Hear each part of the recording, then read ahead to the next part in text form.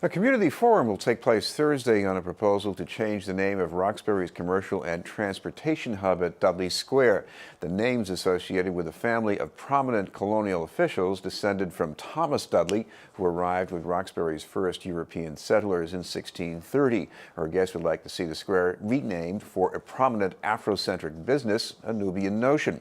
We'd like to welcome the facilitator for the Nubian Square Coalition and the director of the Black Community Information Center, Inc., Sadiki Kambon. Thank you very much for being with us, Sadiki. First of all, for people who didn't catch this recently when you were on, as far as the Dudley, this is named after exactly which one and why? Well, what we've done is, in terms of our research, we found that Thomas Dudley was the father, and they said it was a Puritan and had some indentured servants, so it's kind of up in the air in terms of how you define that, were they actually slaves or what have you. But it was his son, Joseph, who they say was the primary slave owner. So what we've done is when we've talked about this whole effort, we've talked about the Dudley family because they all benefited from the economic aspects of having slaves. And of course, one of the things that this part of Roxbury was very involved in its early days was the rum trade, and the rum was probably from the West Indies, plantations? Exactly. Right on point with that one, yep. So what about the proposal for a Nubian Ocean? This is something that many of our viewers are familiar with. It's now the site of a check cashing business. Right. Well, let me offer some clarity to that. Is that we actually started exploring this about 3 years ago, and so when I was doing some explorations around the possibility of name change, I had a specific name in mind, and then other folks were saying, "What about so and so?" So to neutralize that, we came up with calling it Nubian Square. And so the intent was to have, because Nubia, was an African empire, many hundreds of years ago. So we feel like the primary population in the area is black and brown, and that we are Nubian people. So that neutralizes the whole controversy about what name. But then at the same time, we make it very clear that this is a partial tribute to the former Nubian Ocean store that you're referring to, and also to send a message to the forces of gentrification that we intend to fight for the land that we presently exist on. I want to press you for a little more history about the family behind that store, because that wasn't just Afrocentric branding. I mean, they were very interested in African civilization. Oh, absolutely. And with the Nubian Ocean, it was a variety of things. Like, for instance, if you wanted dashiki, you went to Nubian Ocean. Anything that had to do with African culture. Or concert tickets, too. Oh, absolutely. If someone was in town that was really popular, they're going to be playing at the then Boston Garden or TD North, the line would be around the corner there at Nubian Ocean. And also, books with cultural content. So that was like the hub for our community around the whole issue of cultural, not only commodities, but also information that you want to get around, African culture. What about the way this has been received lately? I know you said this has been talked about going back a few years, but given some of the events around the country this year, is this gaining some more traction right now? Oh, absolutely. It's given it a lot of momentum because of what you're talking about, what's happening across the country, what happened with the shootings at the Black Church. And then, of course, Charlottesville and the violence of Charlottesville with the whole Nazi piece and what have you.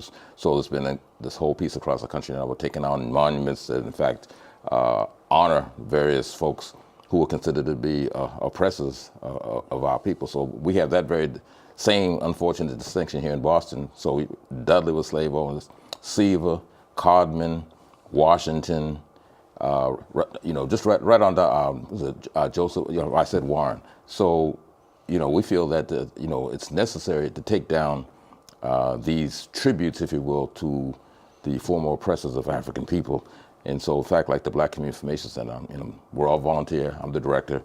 We led the effort to have the former Washington Park renamed Malcolm X Park, and then New Dudley Street, Malcolm X Boulevard. So we think it's really important that this action be taken because, I think I've given the example in the past that, Chris, that if you went to the North End, which traditionally has had a heavy Italian population, you wouldn't find Mussolini Square, or Newton, which has a very big Jewish population, you wouldn't find Hitler Square.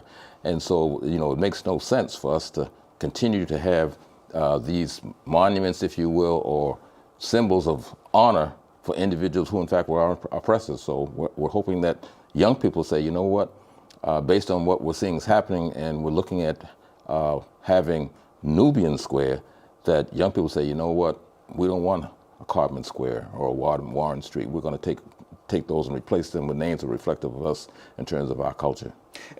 One other thing that wouldn't go over well in the North End would be an Olive Garden, because the last thing they would want, and maybe the last thing Roxbury would want, is a generic chain business, whether it's upscale or downscale. I guess you want to preserve what's really unique. Absolutely, absolutely. In fact, I had a discussion with some folks about that just the other day, about the fact that, that there are certain things that we, in fact, appreciate, that we want to be in our community. Like when folks say, don't you want a Starbucks? We'll say, well, not necessarily. We want something that we feel that we'd like to see a nice family restaurant come in there where we can bring our families and sit down and have a good meal, and there's no alcohol in the establishment, that type of thing. But that, that's why we're doing this forum on Thursday, the 5th of October, a couple of days, 6 o'clock p.m. at the, we're calling it the Nubian/Dudley Square Library at 65 Warren Street.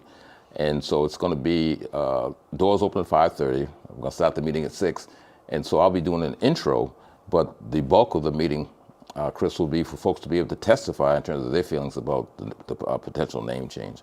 So we'll be doing that on October the 5th at 6 o'clock. Well, I know in some parts of the city we have these examples of original street names and sort of new second names, like Center Street in Jamaica Plain near Hyde Square, Avenida de las Americas, and kind of the Latin Quarter. Would that be enough for Roxbury, or do you really completely need to totally wipe out the Dudley and make it officially Nubian Square? Yeah, we're saying that the bottom line is that we should not be having anything, any symbol of any type in our community that honors our former oppressors that were slave owners. It's a contradiction. And from my observation and in discussions with other folks, you don't find that with other populations. So we're saying, we shouldn't be any different. And so we feel that it's really important that we make this. Now, let me just say this very quickly, is that there was someone saying, in Nubia, and it's misinformation. They're saying in Nubia had slaves. But what they don't talk about is that in terms of the history, that Nubia was established, 2000 BC, and by 5400, they were the most powerful empire in the world. And of course, that means you had enemies. And so when you have enemies, you have war, and you take prisoners. But it wasn't the type of prison, you actually were on the same level as indentured servant, to the extent that even some of those folks who were captured, their offspring, potentially down the line, became part of the royalty in Nubia. So we make it very clear that Nubia was back then, but now the very land that was considered Nubia at the time is actually, at the present time, Sudan and southern Egypt. So for those who try to equate slavery back then with it now, there's no comparison. And so we feel that that's just something where folks are trying to throw a contradiction in to kind of throw folks off base. And we're saying, let's make this happen. And we've got, like I said, we've got about 20 organizations who in fact have endorsed this. Including City Councilor Ayanna Presley, Muhammad's Mosque, the Osiris Group, which is a family group that they do family counseling, and just right across the board. And as an individual stated, they said, well, Sadiki, they said, that's a no-brainer. Getting rid of the name of a slave owner from our primary commercial district. Yeah. Well, it occurs to me in Rosendale Square, at least about a block away from the square, there's this little area that's dedicated to Alexandros Megas, the Alexander the Great. There were a lot of Greek Americans around there at one time, and yet here's a square named after somebody in ancient times, another part of the planet. You got a kid growing up in Roxbury, never heard about Africa before maybe, and all of a sudden, Nubian Square, she goes, what's Nubian? What does that mean for a kid? Well, that's a good thing for me, because of the fact that a lot of times, a lot of our young people, based on the way history is portrayed out here, is that our history began with slavery.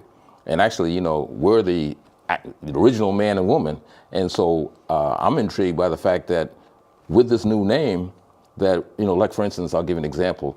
When we had New Dudley Street renamed Malcolm X Boulevard, students told me from John D. O'Brien how proud they felt to be able to come out and say, my school's on Malcolm X Boulevard. So I would expect that even in the schools, the students will be saying, I need to look into this whole piece about Nubia and Nubian and find out more about my history. So we're excited about that.